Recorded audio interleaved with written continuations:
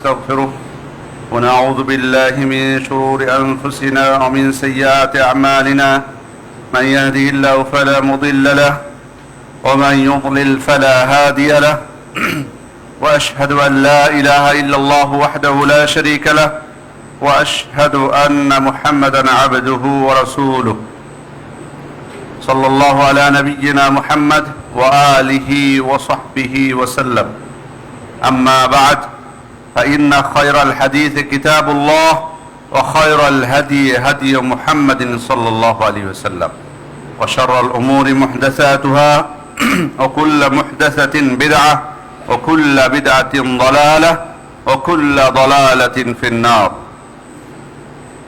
يا أيها الذين آمنوا اتقوا الله حق تقاته ولا تموتن إلا وأنتم مسلمون يا أيها الناس اتقوا ربكم الذي خلقكم من نفس واحدة وخلق منها زوجها وبث منهما رجالا كثيرا ونساء واتقوا الله الذي تساءلون به والأرحام إن الله كان عليكم رقيبا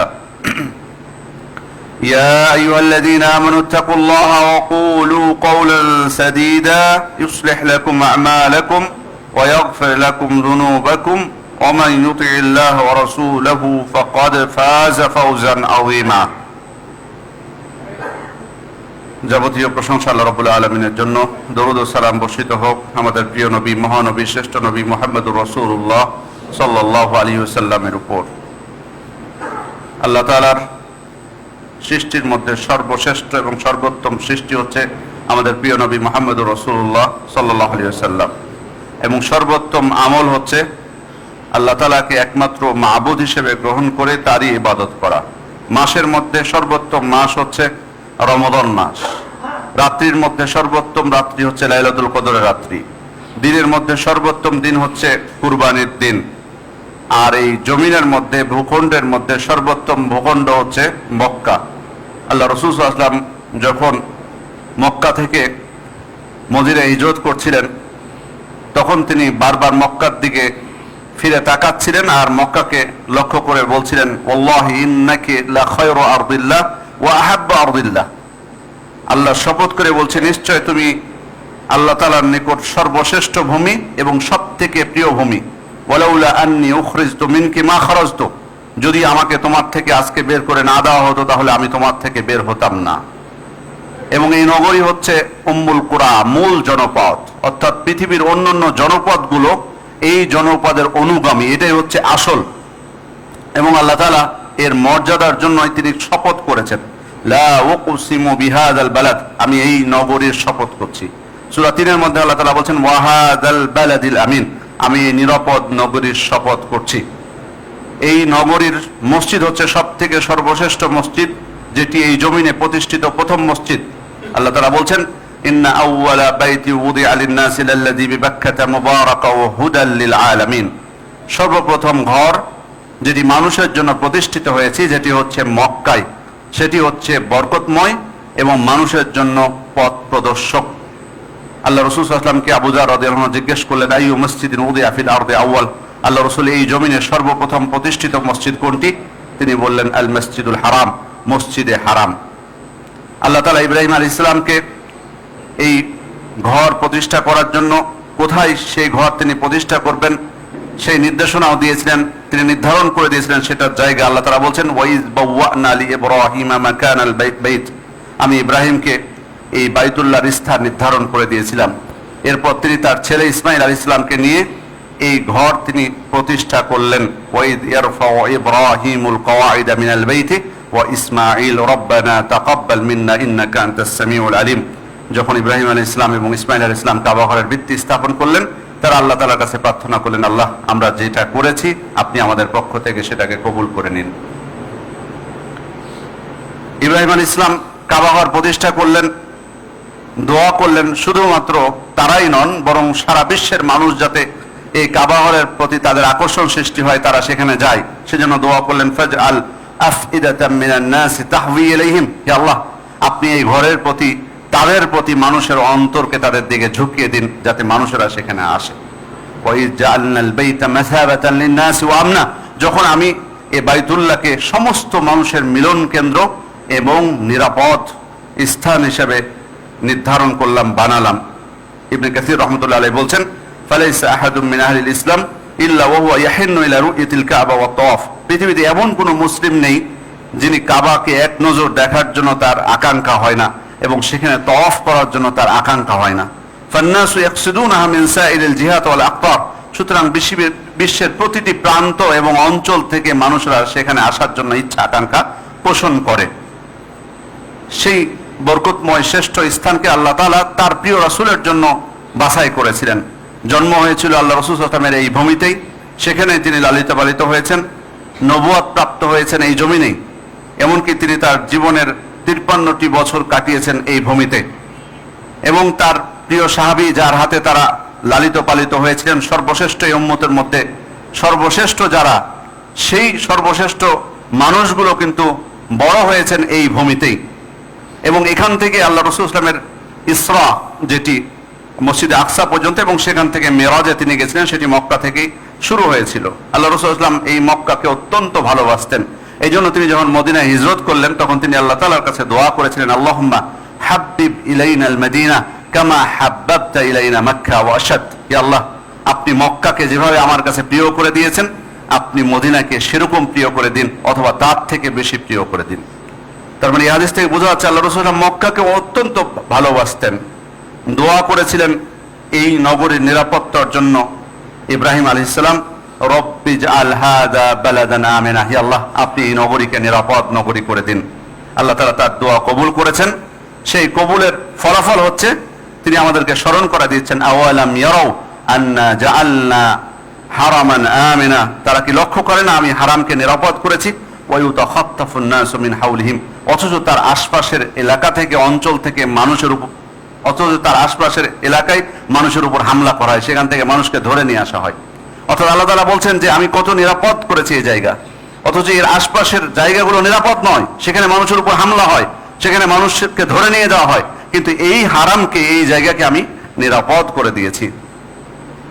এবং এর সাথে সাথে এই হারামের মধ্যে যে মসজিদ আছে, মসজিদুল হারাম, সেটিও নিরাপদ। এই জন্য আল্লাহ তাআলা বলছেন, আমান দাখালাহু কানা আমিনা, যে এই মসজিদে প্রবেশ করবে সে সেখানে নিরাপদ হয়ে যাবে। আল্লাহ তাআলা এই নগরীকে হারাম ঘোষণা করেছেন। আল্লাহ রাসূল সাল্লাল্লাহু আলাইহি ওয়াসাল্লাম বলছেন, ইন্নাল্লাহা হারামা মাক্কা ইয়াওমা খালাকাস সামাওয়াতি ওয়াল আরদ, আল্লাহ তাআলা যেদিন আসমান জমিন সৃষ্টি করলেন সেদিনই মক্কাকে তিনি হারাম ঘোষণা করেছেন। ফাহিয়া হারামুন বিহুরমাতিল্লাহি ইলা ইয়াউমিল কিয়ামাহ, সুতরাং আল্লাহ তাআলা কর্তৃক সম্মানিত এই স্থান কিয়ামত পর্যন্ত সম্মানিত থাকবে, হারাম হিসেবে গণ্য হবে।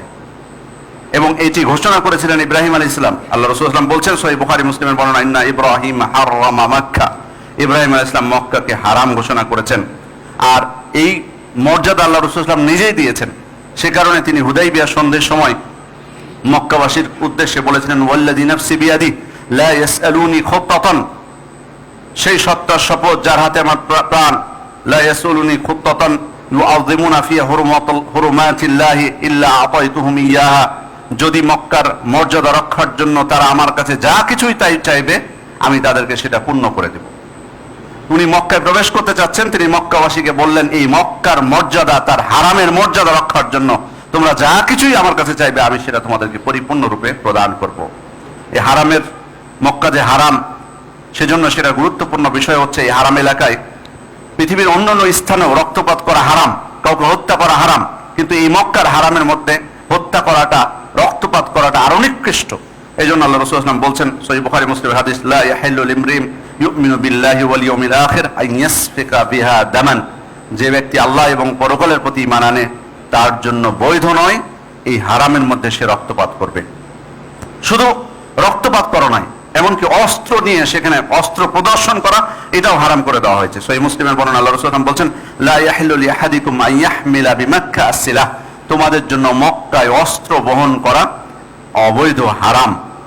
সুতরাং সেখানে কোনোভাবেই অস্ত্র প্রদর্শন করে কাউকে ভয়ভীতি দেখানো কোনো অন্যায় অপকর্ম আল্লাহ তাআলা এখানে ক্ষমা করবেন না। এই জন্যই তিনি স্পষ্ট সূরা হজের মধ্যে বলে দিয়েছেন, ওমা ইউরিদ ফীহি বিইলহাদিন বিযুলমিন নুযিবহু মিন আযাবিন আলিম, যে ব্যক্তি সেখানে সীমা লঙ্ঘন করে পাপ কাজ করতে চায়, আমি তাকে যন্ত্রণাদায়ক শাস্তির স্বাদ আস্বাদন করাবো। রাসূল সাল্লাল্লাহু আলাইহি ওয়াসাল্লাম সহিহ বুখারীর হাদিস, তিনি বলছেন আবগাদুন নাসি ইলাল্লাহি মুলহিদুন ফিল হারাম। আল্লাহ তাআলার কাছে সবথেকে ঘৃণিত ওই ব্যক্তি যে হারামের মধ্যে অন্যায় অপকর্মে লিপ্ত থাকে, হারাম এলাকার মধ্যে যে ব্যক্তি অন্যায় অপকর্মে লিপ্ত থাকে। সম্মানিত উপস্থিতি, এখানে মানুষ যেমন নিরাপদ, তেমনি ভাবে হারামের বৈশিষ্ট্য হচ্ছে শুধু এখানে মানুষ নয়, বরং মানুষের পাশাপাশি সেখানে যত প্রাণী আছে, যত আকাশের পাখি আছে, স্থলের প্রাণী আছে, গাছপালা আছে, সব কিছুই সেখানে নিরাপদ। এজন্য আল্লাহ রাসূল সাল্লাল্লাহু আলাইহি ওয়াসাল্লাম বলছেন লা ইউকতালা খালাহা ওয়ালা ইউবদু শাজারুহা, এখানকার ঘাসকে উৎপাটন করা যাবে না, এখানকার গাছপালাকে কর্তন করা যাবে না। ওয়ালা ইউনাফফারু সাইদুহা, এখানকার শিকারকে তাড়িয়ে নেওয়া যাবে না, শিকার করা যাবে না। ওয়ালা তুলতাকাতু লুকাতাতুহা ইল্লা লিমুআররিফ, এখানকার হারানো বস্তু কোনো কিছু যদি পড়ে থাকে সেটা উঠিয়ে নেওয়া যাবে না। তবে কেউ যদি হারানো প্রাপ্তির ঘোষণা প্রদান করে তার জন্য সেটা জায়েজ, অনুমতি আছে। কেউ যদি ঘোষণা করতে চায় হারানোর প্রাপ্তি, যেটা এটা কেউ আমার কাছে একটা হারানো বস্তু আছে, কেউ নেবে কিনা, যে ব্যক্তি এরকম ঘোষণা দিতে চায় সে শুধুমাত্র উঠাতে পারবে। অন্য কারোর জন্য আপনি কোনো একটা কিছু পড়ে আছে সেখানে আপনি নিজ ইচ্ছায় সেখানে উঠাতে পারবেন না। স্বাভাবিকভাবে পৃথিবীর অন্য অন্য স্থানে এটার অনুমতি আছে, কিন্তু সেখানে এটা যে কারোর জন্য অনুমতি নেই। সম্মানিত উপস্থিতি, আর এই জন্যই আল্লাহ তাআলা যেহেতু এটাকে সম্মানিত করেছেন, হারাম ঘোষণা করেছেন, সেখানে মুশরিকদের জন্য, কাফেরদের জন্য সেখানে প্রবেশের কোনো অধিকার নেই। আল্লাহ তাআলা বলছেন ইন্নামাল মুশরিকুনা নাজাস ফালা ইয়াকরাবুল মাসজিদাল হারাম, মুশরিকরা হচ্ছে নাপাক, অতএব তারা যেন মসজিদে হারামের নিকটবর্তী না হয়। এবং এই মসজিদে হারামকে যদি কেউ কাবাকে সেটাকে ধ্বংস করার জন্য সেখানে যদি তার কেউ অন্যায় ইচ্ছা পোষণ করে, আল্লাহ তাআলা তাকেও ধ্বংস করে দিবেন। যেমনটা আব্রাহার বিষয়ে আমরা দেখেছি, আব্রাহার বাহিনীকে আল্লাহ তাআলা কিভাবে ধ্বংস করে দিয়েছিলেন, যেটা সূরা ফিলের মধ্যে স্পষ্টভাবে আমরা জানতে পারি। শুধু তাই নয়, কিয়ামতের আগে আল্লাহ রাসূল সাল্লাল্লাহু আলাইহি ওয়াসাল্লাম বলছেন, সহিহ বুখারীর বর্ণনা, ওয়ায়াগজু জাইশুনাল কাবা, একদল সৈন্য কাবা অভিযানের উদ্দেশ্যে বের হবে। ফাইযা কানু বিবাইদা, তারা যখন বাইদা নামক স্থানে পৌঁছবে, ইয়াখসিফুল্লাহু বিআউয়ালিহিম ওয়া আখিরিহিম, আল্লাহ তাআলা তাদের আগের পিছনের সবাইকে জমিনে ধসিয়ে দিবেন। শুধু তাদের নয়, তাদের আগের পিছের সবাইকে তিনি জমিনে ধসিয়ে দিবেন যখনই তারা এই কাবা অভিযানের জন্য রওনা হবে। সম্মানিত উপস্থিতি, এই জন্য এই সম্মানিত স্থান এবং এই সম্মানিত স্থানের আরেকটা বিষয় আমরা জানি যে এটি কিন্তু ইসলামী রাষ্ট্র মক্কা। এখন যেদিন থেকে মক্কা বিজয় হয়েছে সেদিন থেকে মক্কা হচ্ছে ইসলামী রাষ্ট্র। এই জন্য আল্লাহ রাসূল সাল্লাল্লাহু আলাইহি ওয়াসাল্লাম মক্কা বিজয়ের পর ঘোষণা করলেন লা হিজরা, এখন থেকে মক্কা থেকে কোনো হিজরত নেই। কারণ মক্কা তো আর এখন কাফের রাষ্ট্র নেই, আর যখন কাফের রাষ্ট্র ছিল তখন হিজরত ছিল। আল্লাহ রাসূল সাল্লাল্লাহু আলাইহি ওয়াসাল্লাম স্পষ্ট বলে দেন লা হিজরা, এরপর থেকে মক্কা থেকে কোনো হিজরত নেই। ওয়ালাকিন জিহাদুন ওয়া নিয়া, তবে জিহাদ এবং নিয়ত থাকবে। হাফিজ ইবনে হাজার রাহমাতুল্লাহ আলাইহি তিনি বলছেন ফিল হাদিসে বিশারাতুম মিনান নবী সাল্লাল্লাহু আলাইহি সাল্লাম বিআন্না মক্কা তাস্তামিরু দারা ইসলাম। হাফিজ ইবনে হাজার বলছেন যে এই হাদিসে ইঙ্গিত রয়েছে, সুসংবাদ রয়েছে আমাদের জন্য যে মক্কা কিয়ামত পর্যন্ত ইসলামী রাষ্ট্র হিসেবে গণ্য থাকবে, নির্ধারিত থাকবে। সেটা আর কখনোই কিয়ামতের আগ পর্যন্ত কুফরি রাষ্ট্র হবে না। এমনকি ইয়াজুজ মাজুজ বের হওয়ার পরেও আমরা জানি যে কিয়ামতের বড় আলামতগুলোর মধ্যে একটা হচ্ছে ইয়াজুজ মাজুজের আবির্ভাব। আল্লাহ রাসূল সাল্লাল্লাহু আলাইহি ওয়াসাল্লাম সহিহ বুখারীর বর্ণনা, তিনি বলছেন লা ইউহাজ্জান্না হাযাল বাইতু ওয়া লা ইউতামারান্না বা'দা খুরুজি ইয়াজুজ ওয়া মাজুজ, ইয়াজুজ মাজুজ বের হওয়ার পরও এই ঘরে হজ এবং উমরা পালিত হবে। তার মানে কিয়ামত পর্যন্ত হজ এবং উমরা চলতে থাকবে এই ঘরে। সম্মানিত উপস্থিতি, স্বাভাবিকভাবে যদি আমরা প্রশ্ন করি মানবতার অস্তিত্ব কিসের উপর টিকে থাকবে, মানুষের অস্তিত্ব টিকে থাকবে কিসের উপর? অর্থনীতির উপর নাকি টেকনোলজির উপর, কিসের উপর টিকে থাকবে? সঠিক উত্তর হচ্ছে এই ঘরের উপর টিকে থাকবে মানবতার অস্তিত্ব। আল্লাহ তাআলা বলেন জাআলাল্লাহুল কাবাতাল বাইতাল হারামা কিয়ামান লিন-নাস, আল্লাহ তাআলা এই পবিত্র গৃহ কাবাকে মানুষের স্থায়িত্ব ও স্থিতিশীলতার মাধ্যম করে দিয়েছেন। কিয়ামত পর্যন্ত মানুষের স্থায়িত্ব এবং স্থিতিশীলতার মাধ্যম হচ্ছে এই কাবা, এই ঘর। এই কারণেই এই ঘর যখন ধ্বংস হয়ে যাবে তখন আল্লাহ তাআলা সমস্ত মানুষকেই ধ্বংস করে দিবেন। সহিহ বুখারীর বর্ণনা, ইউখাররিবুল কাবা যু সুওয়াইকাতাইন মিনাল হাবাশা, হাবাশার একদল কাবাকে ধ্বংস করবে যাদের উভয় পায়ের নলা হবে খুবই সরু, ছোট। সম্মানিত উপস্থিতি, এই ঘর বা এই মক্কা আল্লাহ তাআলার নিকট কত মর্যাদাপূর্ণ। আমরা জানি যে এই মক্কা হচ্ছে অনুর্বর একটা উপত্যকা, অনুর্বর ভূমি, সেখানে ফসল ফলাদির আশা করা যায় না। অথচ অথচ ইব্রাহিম আলাইহিস সালাম দোয়া করলেন সেই ভূমির জন্য, রব্বি জাআল ওয়ারযুক আহলাহু মিনাস সামারাত, হে আল্লাহ আপনি এর অধিবাসীদেরকে ফল ফলাদি থেকে রিজিক প্রদান করুন। অনুর্বর, উৎপাদন হয় না কোনো ফসল, উৎপাদন হয় না কোনো ফল, অথচ ইব্রাহিম আলাইহিস সালাম দোয়া করেছেন, হে আল্লাহ আপনি এর অধিবাসীদেরকে ফল ফলাদি থেকে রিজিক প্রদান করুন। সেই দোয়া আল্লাহ তাআলা কবুল করেছেন এবং সেটার ফল হচ্ছে আল্লাহ তাআলা অন্য আয়াতে বলছেন, আওয়ালাম নুমাক্কিল লাহুম হারামান আমিনান, আমি কি তাদের জন্য নিরাপদ হারাম প্রতিষ্ঠিত করিনি, নুজবা ইলাইহি সামারাতু কুল্লি শাই রিজকাম মিন লাদুন্না, যেখানে সব ধরনের ফলমূল, সব রকমের ফলমূল আমদানি হয়, সব রকমের ফলমূল আমদানি হয় আমার পক্ষ থেকে রিজিক স্বরূপ। আল্লাহ তাআলা বলছেন কোন ফল উৎপাদন হয় না, অথচ আল্লাহ তাআলা নিজেই ঘোষণা করছেন যে সব ধরনের ফলমূল সেখানে আমদানি করা হয় আমার পক্ষ থেকে রিজিক স্বরূপ। এটি ইব্রাহিম আলাইহিস সালামের দোয়ার ফসল, যেটি আল্লাহ তাআলা আমাদের উপর রহম করেছেন। সম্মানিত উপস্থিতি, শুধু মানুষের নিরাপত্তা, পশু পাখির নিরাপত্তা বা খাদ্যের নিরাপত্তা নয়, বরং সেখানকার যে পানি সেটা হচ্ছে পৃথিবীর মধ্যে সর্বশ্রেষ্ঠ পানি, মাউ জামজাম। আল্লাহ রাসূল সাল্লাল্লাহু আলাইহি ওয়াসাল্লাম বলছেন, ইন্নাহা মুবারাকা, ইন্নাহা তুআমু তুমিন ওয়া শিফাউ সুকমিন, এটি হচ্ছে বরকতময় পানি, এটা হচ্ছে মানুষের জন্য খাদ্য। যে আমরা জানি আবু যর রাদিয়াল্লাহু আনহু যখন মক্কায় গেছিলেন ইসলাম গ্রহণের আগে, তখন সেখানে প্রায় 30 দিন তিনি শুধু জমজমের পানি খেয়ে বেঁচেছিলেন। এমনকি তিনি আল্লাহ রাসূল সাল্লাল্লাহু আলাইহি ওয়াসাল্লাম যখন তাকে জিজ্ঞেস করলেন যে আপনি 30 দিন থেকে এখানে আছেন, আপনি কি খেয়েছেন, এখানে কি আপনাকে খেতে দিয়েছে, তখন বলছেন আমি জমজমের পানি খেয়ে আল্লাহ রাসূল সাল্লাল্লাহু আলাইহি ওয়াসাল্লাম মোটা হয়ে গেছে, আমার পেটে ভাঁজ পড়ে গেছে। সুবহানাল্লাহ।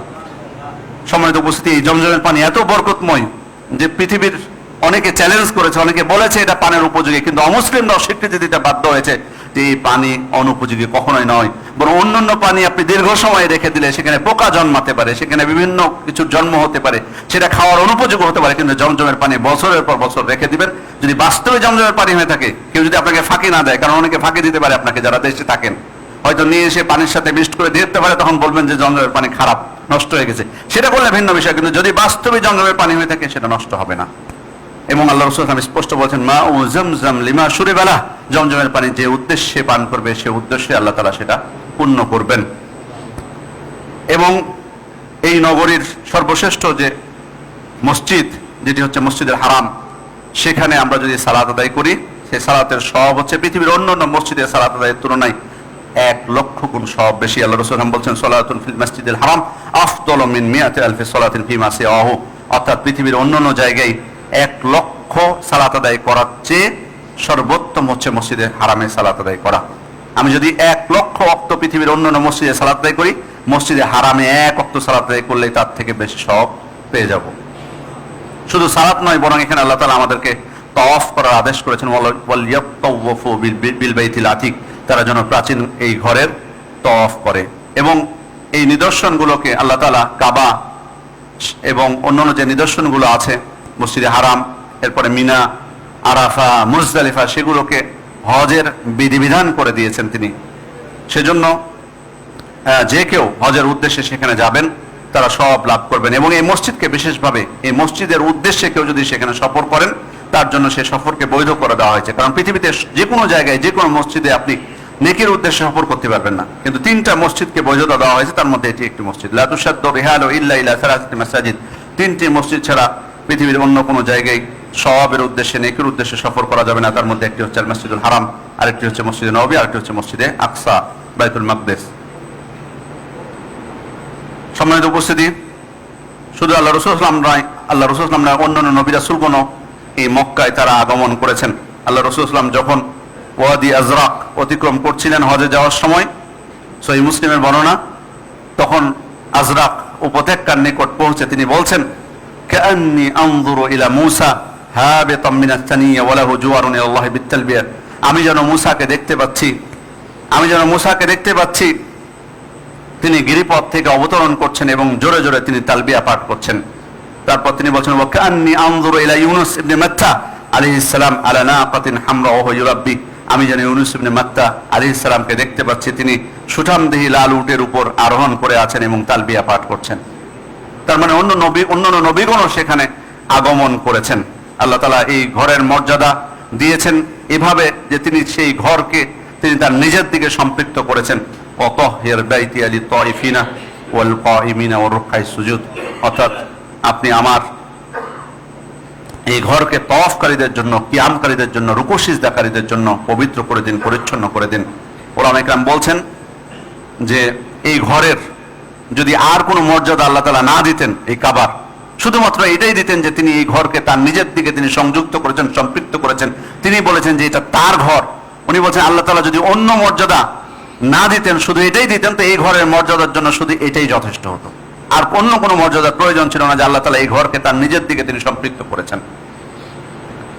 সম্মানিত উপস্থিতি, এই ঘরের উদ্দেশ্যে যে ব্যক্তি হজ হোক বা উমরার উদ্দেশ্যে যাবেন, আল্লাহ তাআলা তার জন্য শুধুমাত্র একটাই পুরস্কার রেখেছেন, সেটাই হচ্ছে জান্নাত। আল্লাহ রাসূল সাল্লাল্লাহু আলাইহি ওয়াসাল্লাম বলছেন, আল উমরাতু ইলাল উমরা কাফফারাতুন লিমা বাইনাহুন্না ওয়াল হজ্জুল মাবরুর লাইসা লাহু জাযাউন ইল্লাল জান্নাহ।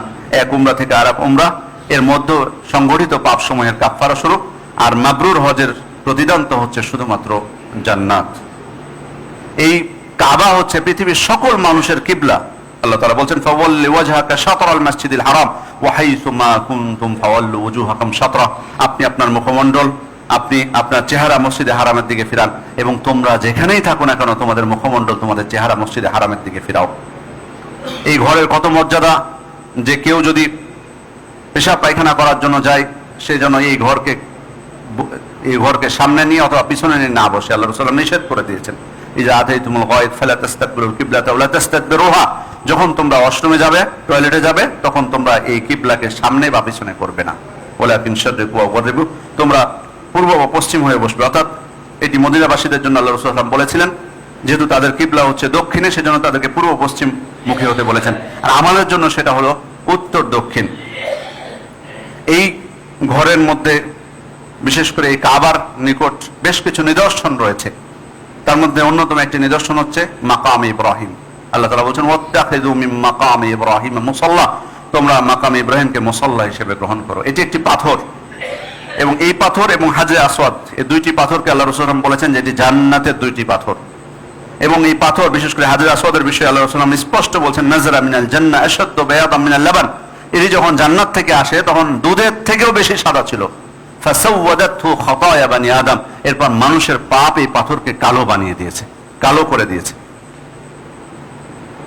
সম্মানিত উপস্থিতি, এই কাবার নিদর্শনগুলোর আরেকটি হচ্ছে সফা এবং মারওয়া। আল্লাহ তাআলা বলেছেন, ইন্নাস সফা ওয়াল মারওয়াতা মিন শাআইরিল্লাহ, নিশ্চয় সফা এবং মারওয়া হচ্ছে আল্লাহ তাআলার নিদর্শনাবলীর অন্তর্ভুক্ত। এটি হচ্ছে সংক্ষিপ্তভাবে মক্কা এবং কাবার মর্যাদা। এরপর আমরা জানবো মদিনা, যে মদিনায় আল্লাহ রাসূল সাল্লাল্লাহু আলাইহি ওয়াসাল্লাম হিজরত করেছেন মক্কা থেকে। সেই মদিনার বিষয়ে আল্লাহ রাসূল সাল্লাল্লাহু আলাইহি ওয়াসাল্লাম বা শরীয়তে আসলে কি বর্ণিত হয়েছে। আমরা জানি যেটিকে ইয়াসরিব বলা হতো এই মদিনাকে, আল্লাহ রাসূল সাল্লাল্লাহু আলাইহি ওয়াসাল্লাম নিষেধ করে দিয়েছেন এর নাম যাতে আমরা ইয়াসরিব না বলি, এবং আল্লাহ তাআলা নিজেই এই নগরীর নাম নির্ধারণ করে দিয়েছেন। আল্লাহ রাসূল সাল্লাল্লাহু আলাইহি ওয়াসাল্লাম বলছেন সহিহ মুসলিমের বর্ণনা, ইন্নাল্লাহা সাম্মাল মদিনা তাওবা, আল্লাহ তাআলা এই নগরীর নাম রেখেছেন তাওবা, পবিত্র। তিনি নিজেই এই নগরীকে পবিত্র বলেছেন। এবং মক্কাকে ইব্রাহিম আলাইহিস সালাম যেভাবে হারাম ঘোষণা করেছেন, আল্লাহ তাআলার আদেশে আল্লাহ রাসূল সাল্লাল্লাহু আলাইহি ওয়াসাল্লাম এই মদিনাকে হারাম ঘোষণা করেছেন। তিনি বলছেন, ইন্না ইব্রাহিম হারামা মক্কা ওয়া ইন্নী হারামতুল মদিনা। ইব্রাহিম আলাইহিস সালাম মক্কাকে হারাম ঘোষণা করেছিলেন, আর আমি এই মদিনাকে হারাম ঘোষণা করছি। অন্য হাদিসে আল্লাহ রাসূল সাল্লাল্লাহু আলাইহি ওয়াসাল্লাম বলছেন যে এই মদিনা তার যাবতীয় যে অকল্যাণকর আছে, অকল্যাণকর যে কোনো বস্তু হোক বা যাই হোক, সবকিছুকে দূর করে দেয়। আল্লাহ রাসূল সাল্লাল্লাহু আলাইহি ওয়াসাল্লাম বলছেন সহিহ বুখারী মুসলিমের বর্ণনা, আল মদিনাতু কালকির তানফি খাবাসা ওয়া ইয়ানসাউ তিবুহা, মদিনা হচ্ছে কামারের আগুনের মতো, এটি যাবতীয় অকল্যাণকে দূর করে দেয় এবং যেগুলো কল্যাণ রয়েছে সেগুলোকে পরিষ্কার পরিচ্ছন্ন করে। শেষ জামানায় ঈমান মদিনায় ফিরে আসবে। এই মদিনা থেকে ঈমান বিশ্বের সারা বিশ্বে ছড়িয়ে পড়েছে আল্লাহ রাসূল সাল্লাল্লাহু আলাইহি ওয়াসাল্লাম এবং সাহাবায়ে কেরামের দাওয়াত এবং জিহাদের মাধ্যমে। সেই ইসলাম কিয়ামতের আগে আবার গুটিয়ে মদিনায় চলে আসবে। ইন্নাল ঈমানা লা ইয়ারজু ইলাল মদিনা কামা তারজুল হাইয়াতু ইলা জুহরিহা, সাপ যেমন তার গর্তে ফিরে আসে, ঈমান কিয়ামতের আগে আবার মদিনায় ফিরে আসবে। আল্লাহ রাসূল সাল্লাল্লাহু আলাইহি ওয়াসাল্লাম এই মদিনার বরকতের জন্য দোয়া করেছেন, মক্কার বরকতের জন্য দোয়া করেছিলেন ইব্রাহিম আলাইহিস সালাম, মদিনার বরকতের জন্য দোয়া করেছেন আমাদের প্রিয় নবী মুহাম্মদুর রাসূলুল্লাহ সাল্লাল্লাহু আলাইহি ওয়াসাল্লাম। শুধু দোয়াই করেননি, বরং বলেছেন, আল্লাহুম্মা জাআল বিল মাদিনাতি দি'ফাই মা জাআলতা বিমাক্কা মিনাল বারাকা। হে আল্লাহ, আপনি মক্কায় যে বরকত দান করেছেন, সেই তার দ্বিগুণ বরকত আপনি মদিনায় দান করুন। আল্লাহ আল্লাহ রাসূল সাল্লাল্লাহু আলাইহি ওয়াসাল্লাম বলছেন, আলা আনকাবিল মাদিনাতি মালাইকাতুন লা ইয়াদখুলুহা তাউন ওয়ালা দাজ্জাল। মদিনার প্রবেশ দ্বারসমূহে ফেরেশতারা প্রহরায় নিযুক্ত আছে, সেখানে মহামারী এবং দাজ্জাল প্রবেশ করতে পারবে না। এখানে একটা বিষয় বলে রাখি যে এটি মক্কার ক্ষেত্রে বর্ণিত হয়েছে। লাইসা মিন বালাদিন ইল্লা সায়াতাহু দাজ্জাল, এমন কোন ভূখণ্ড নাই যেখানে দাজ্জাল পদচারণা করবে না, ইল্লা মক্কা ওয়াল মদিনা, মক্কা এবং মদিনা ব্যতীত দাজ্জাল সেখানে প্রবেশ করতে পারবে না। এবং আরেকটা বিষয় যেটি মদিনার ক্ষেত্রে আমরা বললাম যে ঈমান ফিরে আসবে মদিনায়, সেটি মক্কার ক্ষেত্রেও বর্ণিত হয়েছে। আল্লাহ রাসূল অন্য হাদিসে দুই মসজিদের কথা বলেছেন, সেটা দুই মসজিদ দ্বারা তিনি ইঙ্গিত দিয়েছেন, মসজিদে হারাম এবং মসজিদে নববী। সম্মানিত উপস্থিতি, আল্লাহ রাসূল সাল্লাল্লাহু আলাইহি ওয়াসাল্লাম মদিনায় মৃত্যুবরণ করার প্রতি উৎসাহ দিয়েছেন। তিনি বলছেন, সহিহ মুসলিমের বর্ণনা, মান ইসতাতা ইয়ামুতা বিল মাদিনাতি ফালইয়ামুত বিহা ফাইন্নী আশফাউ লিমান ইয়ামুতু বিহা। যে ব্যক্তি পারে সে যেন, যদি কারো পক্ষে সম্ভব হয়, সে যেন মদিনায় মৃত্যুবরণ করে, কারণ যে ব্যক্তি মদিনায় মৃত্যুবরণ করবে আমি তার জন্য সুপারিশ করব। এখানে আসলে চেষ্টা করা হচ্ছে যে সেখানে বসবাস করা, সেখানে যাওয়া। প্রথমত আমরা সেখানে যাওয়ার চেষ্টা করব, দ্বিতীয়ত হচ্ছে সেখানে স্থায়ীভাবে থাকার চেষ্টা করা। এটাই হচ্ছে চেষ্টার ব্যাখ্যা। সম্মানিত উপস্থিতি, এই মদিনাবাসীদের সাথে কেউ যদি ক্ষতি সাধনের চেষ্টা করে, আল্লাহ রাসূল সাল্লাল্লাহু আলাইহি ওয়াসাল্লাম বলছেন, মান আরাদা আহলাল মাদিনাতি বিসুইন আযাবাহুল্লাহ কামা ইয়াযুবুল মিলহু ফিল মা। কেউ যদি মদিনাবাসীদের ক্ষতি করার চেষ্টা করবে বা ক্ষতি করতে যদি কেউ চায়, আল্লাহ তাআলা তাকে এমন ভাবে গলিয়ে দিবেন যেমন ভাবে লবণ পানিতে গলে যায়। লবণ যদি আপনি পানিতে দেন সেখানে যেমন গলে যায়, তেমনই ভাবে কেউ যদি মদিনাবাসীদের সাথে শত্রুতা পোষণ করে বা তাদের ক্ষতি করতে চায়, আল্লাহ তাআলা তাকে সেভাবে গলিয়ে দিবেন, তাকে সেভাবে ধ্বংস করে দিবেন। অন্য হাদিসে আল্লাহ রাসূল সাল্লাল্লাহু আলাইহি ওয়াসাল্লাম বলছেন, মান আখাফা আহলাল মাদিনাতি আখাফাহুল্লাহ। যে ব্যক্তি মদিনাবাসীদেরকে ভয় দেখাবে, আল্লাহ তাআলা তাদেরকে ভীত সন্ত্রস্ত করবেন। এই মদিনার মধ্যে রয়েছে বেশ কিছু বরকতময় স্থান, তার মধ্যে মসজিদ নববী, যেটা আমরা জানি, যেখানে যদি আমরা সালাত আদায় করি তাহলে পৃথিবীর অন্যান্য জায়গায় সালাত আদায়ের থেকে 1000 গুণ বেশি সওয়াব আমরা পাবো। পৃথিবীর অন্যান্য জায়গায় 1000 ওয়াক্ত সালাত আদায় করলে আমি যে সওয়াব পাবো, মসজিদে নববীতে সালাত আদায় করলে তার থেকে বেশি সওয়াব আমি লাভ করতে পারবো। এবং এখানে আরেকটা বিষয় বলে রাখি, সেটি হচ্ছে মসজিদে নববীতে শুধুমাত্র ইবাদত নয় বা সালাত নয়, বরং সেখানে যদি বিশেষভাবে কেউ জ্ঞান অর্জনের জন্য যায়, তার জন্য বিশেষ সওয়াব রয়েছে। আল্লাহ রাসূল সাল্লাল্লাহু আলাইহি ওয়াসাল্লাম বলছেন, মান জাআ মাসজিদি হাযা লা ইয়াতি ইল্লা লিখাইরিন ইয়াতাআল্লামুহু আও ইউআল্লিমুহু। কেউ যদি আমার এই মসজিদে আসে, কি কারণে আসে? সে কোনো কল্যাণকর কোনো কিছু শিখবে অথবা কাউকে শেখাবে, ফাহুয়া বিমানজিলাতিল মুজাহিদ ফি সাবিলিল্লাহ, তাহলে সে আল্লাহর রাস্তায় জিহাদকারীর সমতুল্য মর্যাদা লাভ করবে।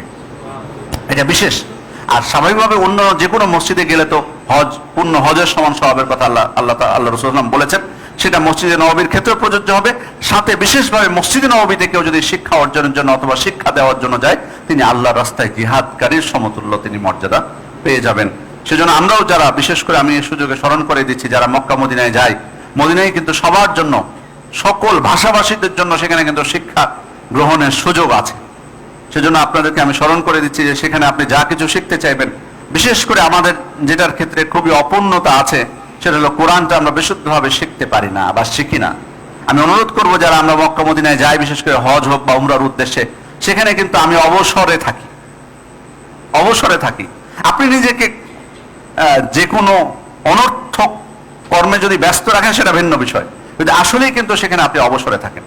দেশে আপনি থাকেন, সেখানে আপনার কাজকর্ম থাকে, ব্যস্ততা থাকে, সেখানে কিন্তু তেমন ব্যস্ততা থাকে না। সেক্ষেত্রে সেখানে যদি আমি প্রতিদিন একটা করে ঘন্টা যদি কোরআন শেখার পেছনে সময় দিই, 7 দিন, বিশেষ করে অনেকে 7 দিন থাকেন বা আরো কম থাকেন বা 5 দিন থাকেন, সেখানে কোরআন বিশুদ্ধভাবে শেখার জন্য কমপক্ষে সূরা ফাতিহারও যদি আমরা বিশুদ্ধভাবে সেখানে শিখতে পারি, তাহলে আমার সালাতটা কিন্তু হয়ে যাবে। সূরা ফাতিহার ক্ষেত্রে যদি আমার বড় ভুল থাকে, লাহানজালি থাকে, তাহলে কিন্তু আমার সালাত, কারণ সূরা ফাতিহা ছাড়া যদি সালাত হয় না, সেহেতু আপনার সূরা ফাতিহা যদি বাতিল হয়, তাহলে আপনার পুরো সালাতই কিন্তু বাতিল হয়ে যাওয়ার সম্ভাবনা আছে। সেজন্য এই সুযোগটা আমরা গ্রহণ করব। তাহলে আমার যেমন শিক্ষার ক্ষেত্রে আমার জন্য উন্নতি হলো, সাথে সাথে আল্লাহ রাসূল সাল্লাল্লাহু আলাইহি ওয়াসাল্লাম যে মর্যাদাটা ঘোষণা করেছেন, সেই মর্যাদাটাও কিন্তু আমরা পেয়ে যাব। সম্মানিত উপস্থিতি, আরেকটা বিষয় সেটা মসজিদে নববীর ক্ষেত্রে, সেটা হচ্ছে রাউদাতুম মিন রিয়াদিল জান্নাহ। আল্লাহ রাসূল সাল্লাল্লাহু আলাইহি ওয়াসাল্লামের যেটুকু মসজিদ ছিল, মা বাইনা বাইতি ও মিম্বারি রাউদাতুম মিন রিয়াদিল জান্নাহ, আমার বাড়ি এবং আমার মেম্বারের মধ্যবর্তী স্থানটা হচ্ছে জান্নাতের বাগানসমূহের একটি বাগান। আল্লাহ রাসূল সাল্লাল্লাহু আলাইহি ওয়াসাল্লাম জান্নাতের বাগান কেন বলেছেন, এর ব্যাখ্যায় মুহাদ্দিসগণের তিনটা মত পাওয়া যায়। কেউ কেউ বলছেন জান্নাতের বাগান অর্থ হলো যে একজন মানুষ জান্নাতে প্রবেশ করলে যেমন তিনি রহমত প্রাপ্ত হবেন, আল্লাহর পক্ষ থেকে আত্মপ্রশান্তি লাভ করবেন, শান্তি পাবেন, তেমনি ভাবে এই জায়গায় কেউ যদি যায় তেমনি তিনি আল্লাহ তাআলার পক্ষ থেকে রহমত লাভ করবেন, আত্মপ্রশান্তি লাভ করবেন। দ্বিতীয় ব্যাখ্যা হচ্ছে যে এই জায়গায় আল্লাহ তাআলার ইবাদত কেউ যদি করে আল্লাহ তাআলা তাকে জান্নাতে প্রবেশ করাবেন। তৃতীয় আরেকটি মত হচ্ছে, মুহাদ্দিসগণ বলছেন যে বাস্তবে এই জায়গাটি জান্নাতের একটা অংশ, কিয়ামতের পরে এই অংশটুকুকে জান্নাতে উঠিয়ে নেওয়া হবে।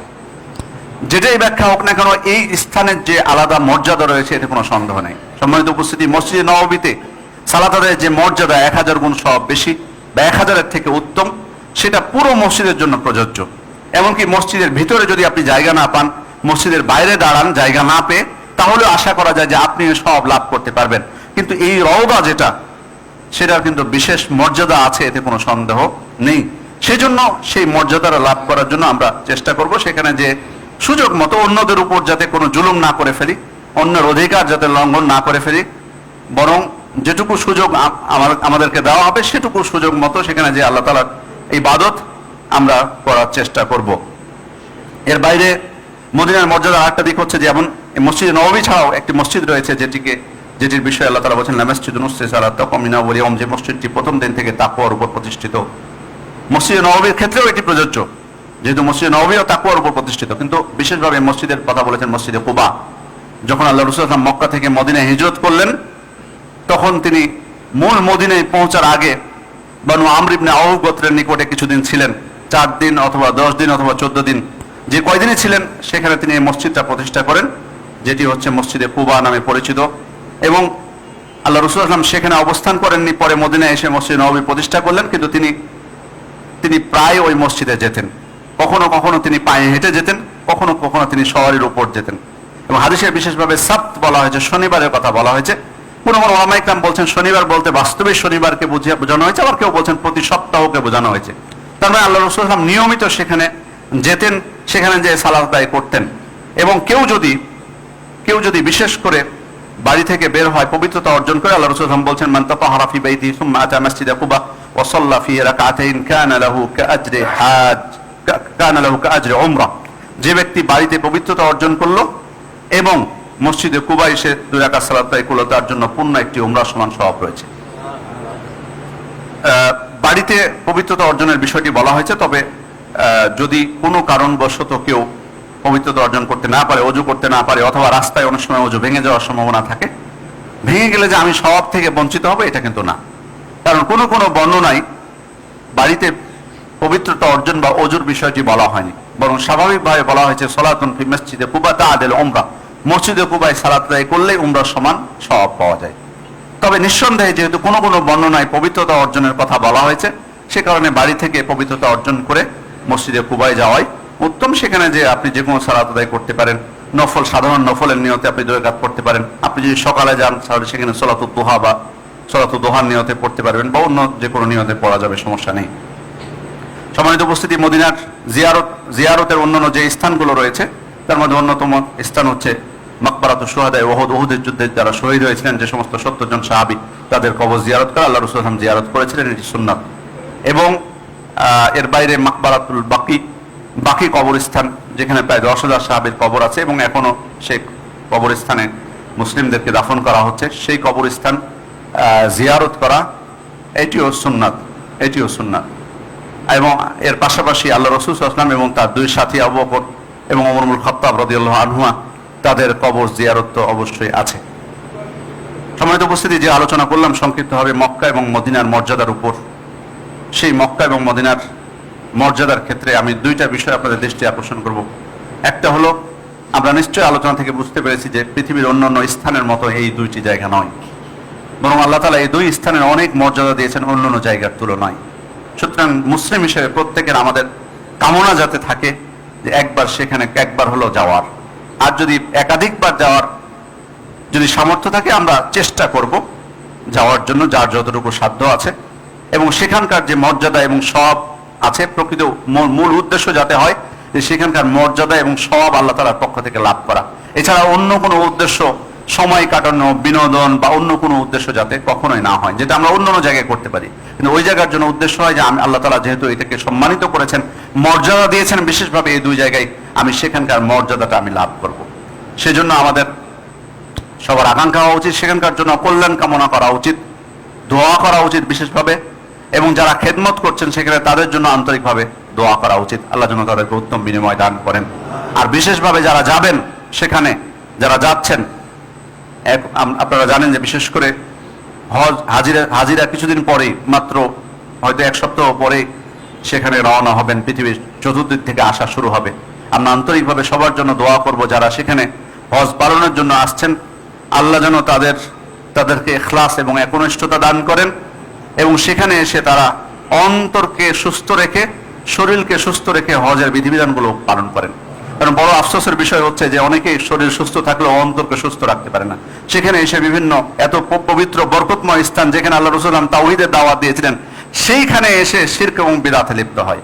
সুতরাং সবার জন্য দোয়া করব তারা যাতে অন্তরকে প্রথমত সুস্থ রাখেন, এরপর আল্লাহ তাআলা তাদেরকে শারীরিকভাবেও সুস্থতা দান করেন, এবং সেখানে যে ইবাদত, এই ইবাদতটা ভালোভাবে তারা সম্পাদন করতে পারেন। দ্বিতীয় বিষয় হচ্ছে যে যারা আমরা সেখানে যাব, সেখানের জন্য আমি অনুরোধ করব যে আমি যে ইবাদতের উদ্দেশ্যে যাচ্ছি সেই ইবাদতটা কত মর্যাদা আল্লাহ তাআলা দিয়েছেন, যে সেটা পালন করলে আমার জন্য শুধুমাত্র আল্লাহ তাআলা জান্নাত নির্ধারণ করে রেখেছেন, একটাই পুরস্কার, এবং এমন ভাবে তিনি পাপ মুক্ত করে দিবেন যেমন ভাবে একজন ব্যক্তিকে তার মা যেদিন জন্মদান করেছে সেদিনের মতো তিনি নিষ্পাপ করে দিবেন। যে ইবাদতের মাধ্যমে সেই ইবাদতের মর্যাদাটা বোঝার চেষ্টা করা, আর হচ্ছে এই পবিত্র বরকতময় স্থান, মর্যাদাপূর্ণ স্থানের মর্যাদাটা বোঝার চেষ্টা করা। আমি সেখানে যাচ্ছি, সুতরাং আমার প্রস্তুতি কেমন হওয়া উচিত। কারণ আমি যেমনটা বললাম যে পৃথিবীর অন্যান্য স্থানের মতো যদি আমি মনে করি, তাহলে সেখানকার আদব আমি রক্ষা করতে পারবো না, সম্ভব হবে না। এজন্য অবশ্যই বিশেষ প্রস্তুতি দরকার আমাদের, অন্তরের দিক থেকে হোক, ইলমি দিক থেকে হোক, শিক্ষাগত জানা প্রয়োজন, সেখানে যে আমার কি করা প্রয়োজন, এই প্রস্তুতিটা আপনারা আন্তরিকভাবে গ্রহণ করবেন। এবং আল্লাহ, আমাদের অনেক ত্রুটি বিচ্যুতি আছে, কিন্তু আপনার আকাঙ্ক্ষা যাতে থাকে যে এখান থেকে এই সুযোগেই সংশোধন হয়ে যাওয়া, এই সুযোগে সংশোধন হয়ে যাওয়া। অনেক বদভ্যাস আমাদের মধ্যে আছে, আমি দেখতে পাই যে আমাদের অনেক জিয়ারতকারীরা সেখানে যে খারাপ অভ্যাসগুলো ছাড়তে পারেন না। তাহলে এখানে আমার সালাত পরিত্যাগ করার অভ্যাস, সেখানে যেও আমার ওই অভ্যাস থাকতেছে, আমি সালাতের সময় ঘুমিয়ে থাকতেছি। এখানে আমার গীবত করার অভ্যাস, সেখানে যেও আমি গীবত ছাড়তে পারছি না। এখানে গালিগালাজ করার অভ্যাস, শক্তি প্রদর্শনের অভ্যাস অন্যায়ভাবে, সেখানে যেও গালিগালাজ করি, শক্তি প্রদর্শন করি। এখানে ধূমপান সহ আরো নিকৃষ্ট কিছু খাওয়ার স্বভাব, সেখানে যেও আমি এটা ছাড়তে পারি না।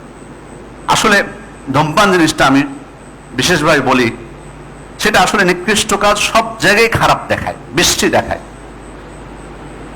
এখানে যতটা বৃষ্টি দেখায়, যখন ওই পবিত্র স্থানগুলোতে, হারাম এলাকার মধ্যে, মসজিদে হারামের পাশে বা মসজিদে নববীর পাশে যখন কেউ ধূমপান করে, তখন আরো বৃষ্টি দেখে, আরো খারাপ দেখায়। একটু মুসলিম হিসেবে আসলে একটু তো কমপক্ষে এটুকু একটু উপলব্ধি করা দরকার ছিল। আপনি ধূমপান করে মসজিদে প্রবেশ করছেন, যেখানে কাঁচা পেঁয়াজ, কাঁচা রসুন আল্লাহ তাআলা আমাদের জন্য হালাল করেছেন, সেই কাঁচা পেঁয়াজ এবং রসুন খেয়ে মসজিদে যাওয়া নিষেধ করা হয়েছে, হালাল তবুও সেখানে হারামটা ভক্ষণ করে সারা বিশ্বের মানুষ সেখানে এসেছে একটা পবিত্র ইবাদত করার জন্য। সেখানে তাদের পাশে যে সালাত আদায় করতে একটু লজ্জাবোধ থাকা উচিত। সেজন্য আমি অনুরোধ করবো ভাইদেরকে যে এখন থেকে প্রস্তুতি নিন, সেখানকার আদব রক্ষা করার চেষ্টা করুন। আর এখান থেকে যে উপকারটা আমরা পাবো, যে সেখানে যে যদি 40 দিন থাকি, অনেকে 30 দিন 20 দিন, যে কয়দিনই থাকি না কেন, যদি আমি এই বদভ্যাসগুলো সেখানে ছাড়তে পারি, সেখানে এটা হতে পারে বাংলাদেশে এসেও সেটার উপর যাতে আমি চলতে পারি, সেটার ভূমিকা, সেটার প্রস্তুতি, অভ্যাসটা যদি ওখানে হয়ে যায়, এখানেও আমি ছাড়তে পারবো। এই জন্য আমি অনুরোধ করব এই দুই মর্যাদাপূর্ণ স্থানের মর্যাদা যাতে আমরা রক্ষা করি, সেখানকার যে আদব শিষ্টাচারগুলো আছে সেই আদব শিষ্টাচারগুলো রক্ষা করে সেখানে যে উদ্দেশ্যে আমি গেছি সেই উদ্দেশ্য যাতে ভালোভাবে আমি সেখানে যাতে আমি সফল হই। ইবাদতের উদ্দেশ্য, সেখানে দোয়া করা, বিভিন্ন দোয়ার স্থান রয়েছে, গুরুত্ব দেওয়া উচিত। ওলামায়ে কেরাম বলছেন যে সেখানে সালাতের, যে স্থানে সালাতের মর্যাদা বেশি, সেই স্থানে অন্যান্য ইবাদতের মর্যাদাও বেশি। সেজন্য সেখানে যে কোনো ইবাদত করার জন্য আমরা যাতে সেখানে বেশি আগ্রহী হই, সেখানে গুরুত্ব দিই। আর বিশেষ বিশেষ ক্ষেত্র যেগুলো আছে সেগুলো তো আছে, তওয়াফের সময় সফা মারোয়া সাই করার সময় সফার উপর দাঁড়িয়ে দোয়া করা, মারোয়ার উপর দাঁড়িয়ে দোয়া করা, আপনি আরাফার ময়দানে থাকবেন তখন গল্প গুজব বাদ দিয়ে আরাফার ময়দানে আল্লাহ তাআলার কাছে দোয়া করা, মুজদালিফায় এসে মাশআরুল হারামের কাছে ফজরের সালাতের পর দোয়া করা, এদিকে আয়ামুত তাশরিকের দিনগুলোতে প্রথম এবং দ্বিতীয় জামরায় পাথর মারার পর দোয়া করা, দোয়ার বিশেষ বিশেষ আল্লাহ রাসূল যে স্থানগুলোতে হাত তুলে দোয়া করেছিলেন সেগুলোতে, এবং সাধারণ সময় আল্লাহ তাআলার কাছে দোয়া করা এবং সেগুলো নিয়ে ব্যস্ত থাকা। আল্লাহ তাআলা আমাদেরকে তৌফিক দান করুন। বারাকাল্লাহু লানা ওয়া লাকুম ফিল কুরআনিল মাজিদ ওয়া নাফা'নি ওয়া ইয়্যাকুম বিমা ফিহি ওয়া বিসুন্নাতিল মুস্তামিন আলাইহি ওয়া যিকরিল হাকীম। আকুলু মা তাসমাউনা ওয়া আস্তাগফিরুল্লাহ লি ওয়া লাকুম ওয়া লিজামিল মুসলিমিনা মিন কুল্লি যামবিন ফাস্তাগফিরুহু ওয়া তুবু ইলাইহি ইন্নাহু হুয়াত তাওয়াবুর রহিম।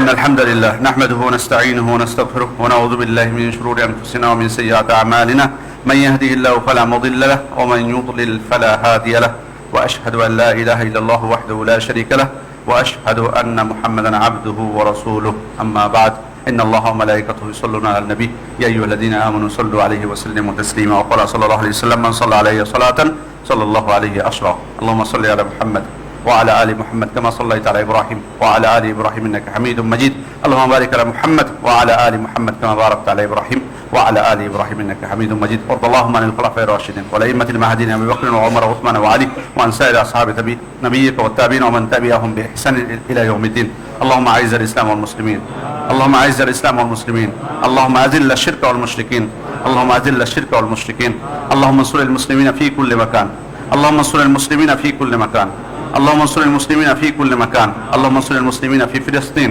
اللهم انصر المسلمين في غزة اللهم انصر المسلمين في كشمير اللهم انصر المسلمين في كل مكان يا رب العالمين ربنا آتنا في الدنيا حسنة وفي الآخرة حسنة وقنا عذاب النار ربنا ظلمنا أنفسنا وإن لم تغفر لنا وترحمنا لنكونن من الخاسرين আমরা দোয়া করব আমাদের ভাইদের জন্য, বিশেষভাবে যারা অসুস্থ আছেন আল্লাহ যেন তাদেরকে সুস্থ করে দেন। যারা মারা গেছেন, বিশেষভাবে আমাদের একজন মুসল্লির পিতা মারা গেছেন, তিনি আপনাদের কাছে আবেদন জানিয়েছেন আপনারা আন্তরিকভাবে যেন তার জন্য দোয়া করেন। আমরা দোয়া করবো তার জন্য, আল্লাহ যেন তাকে কবর আযাব থেকে রক্ষা করেন এবং জান্নাতুল ফেরদাউস দান করেন। এবং আমাদের সবার যারা আত্মীয় স্বজন, পাড়া প্রতিবেশী, এই মসজিদের মুসল্লি যারা মারা গেছেন ইতিপূর্বে, আমরা বিশেষভাবে তাদের জন্য দোয়া করি, আল্লাহ যেন তাদেরকে ক্ষমা করে দেন। সম্মানিত উপস্থিতি, আমরা আমাদের নিজেদের, বিশেষ করে আমাদের দিনের উপর যাতে আমরা অটুট থাকতে পারি সেজন্য আল্লাহ তাআলার কাছে দোয়া করব, তিনি যাতে আমাদেরকে দিনের যাবতীয় বিধিবিধানগুলো পালন করার তৌফিক দান করেন এবং সর্বদা সর্ব অবস্থায় হেদায়েতের পথে থাকলেও কোনো সময় যাতে আমরা মনে না করি যে হেদায়েত পেয়ে গেছি আর কোনো চিন্তা নেই, বরং সর্ব অবস্থায় আল্লাহ তাআলার কাছে দোয়া করা যাতে কোনো প্রকার কোনো ফিতনার সম্মুখীন আমরা না হই এবং দিনের উপর তিনি যাতে অটুট রাখেন সেই প্রার্থনা আমরা সর্বদা করব।